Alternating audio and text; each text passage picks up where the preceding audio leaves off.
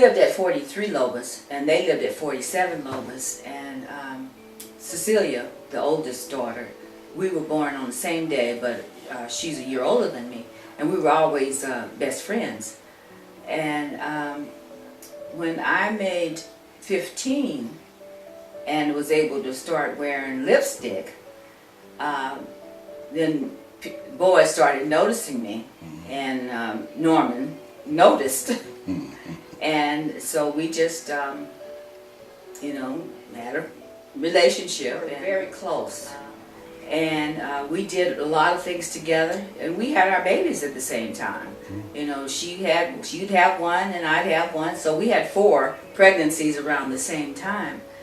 But she outdid me. She had a 5th pregnancy and then had twins, so that made her have 6 kids. And our families have always been close. Even today, I've been invited to everything that they give. You know, the weddings, and I go to the funerals, and you know, the whatever. And they always show up for me. So there's a bond there, and because we were middle class, moral families. You know, we didn't always do everything right, but we had values, family values. And one of the things that I've been thinking, you know, a little sidebar, one of the things that I've been thinking about, I told you about going to grief counseling, and one of the things I've been thinking about since then is the fact that, you know, I know Mother and Daddy, it was their time to go, and intellectually, I'm okay with that, and spiritually I'm okay with that. But what I'm grieving right now is the family dynamics. I miss the family dynamics. And so I talked to some people about that at the grief counseling, and I was able to get it out and get my feelings out, and I prayed over it, and it came to me that I have to stop looking backwards. I have to start looking forward and form a new family dynamics, because it will never be the way it was. Yeah. So I'm starting to try to make sure that I connect more with the grandkids and the great-grandkids, and send them little, you know, texts and emails about, you know, how much I love them. And I'm trying to create more of a legacy of love. When Mother Banks was, you know, doing her transition,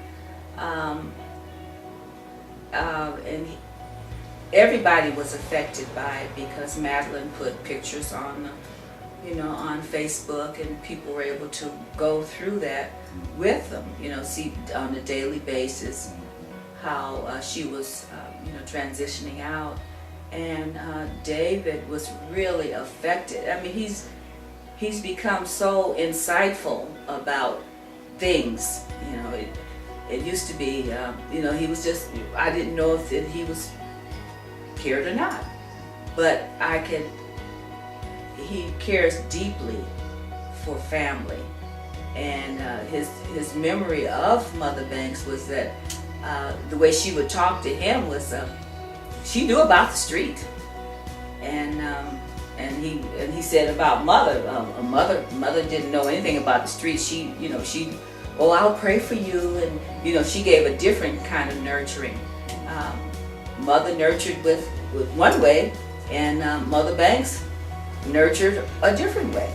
Well, Mother Banks grew up in St. Louis, or in the suburbs of St. Louis, and Mother grew up in, you know, in the South, and that's a different track. Well, I wanted to talk a little bit about the differences, because we talk about the legacy.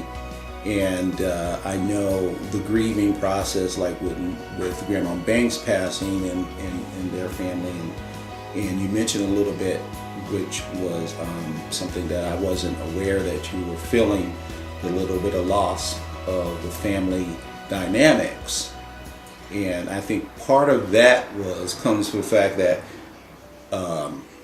we know Mom and Dad, the house itself, or the home, wasn't a house, but it was a home, was a center place where we would come, no matter, you know, and we would feel so welcome, even as we got into adults, to come and visit. and I'm sure it was the same thing with Banks, that their home, the way they invited people in, and it wasn't just family, it was friends, and people would just come over, and I mean, if you sat and were able to talk to anybody that were touched by Grandma Banks and Mom, you would be able to see that, and they would be able to reflect on that. We used to always meet in one central place. Yeah. There's not one central place anymore. And that's it. But I think, well, you know, and like I said, the grief counseling, that helped me sort it out, and that's been recent. That's why I've just finally I think figured it's it important out. though that you said that you didn't know what it was that was missing or made you sad, but this grief counseling kind of help you identify that. But one of the biggest things after you identify that is, what do you do now? And so that's like, you know, so we've had the loss of the patriarchs of the family. And you know, a lot of times when people say, well, we've lost the last living connection to this feeling that we have, okay, of the place where we all gather, and it's like I said, it's the people.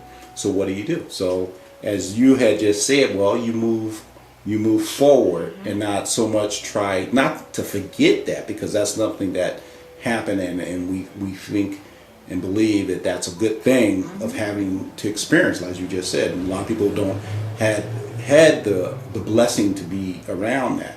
So now moving forward, what does we need to do? And sometimes it may be a little bit different dynamics moving forward